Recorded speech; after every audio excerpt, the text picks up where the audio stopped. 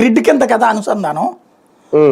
మా ఇప్పుడు మీకు ఈజీగా అర్థమయ్యే భాషలో చెప్పాలంటే, మీరు హైదరాబాద్ టికెట్, విమానం టికెట్ బుక్ చేసుకున్నారనుకోండి, ఇవాళే బుక్ చేస్తే 2000కి వస్తుంది.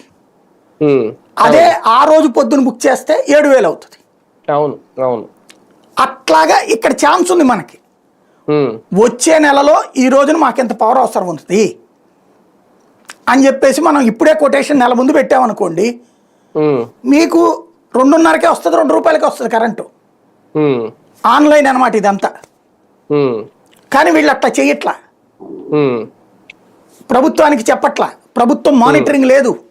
అధికార యంత్రాంగాలే ఇందులో, నేను చంద్రబాబు గారు తింటారో లేకపోతే పవన్ కళ్యాణ్ తింటాడో అంటలా, నేను అధికారులు తింటున్నారు. ఆ సదరు సంస్థలతో వీళ్ళు కుమ్మక్క అవుతున్నారు.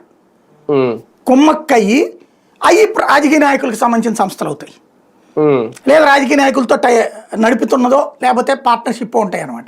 అక్కడ చేసే జిమ్మిక్ ఏంటంటే, వీళ్ళు ఆ రోజు దాకా చెప్పరు. ఆ రోజున 1 గంట ముందు అనుకోండి, వాడు చెప్పిన రేటుకి వీళ్ళు కొనాలి. 2 రూపాయల కరెంట్ 10 రూపాయలు అంటే కొనాలి.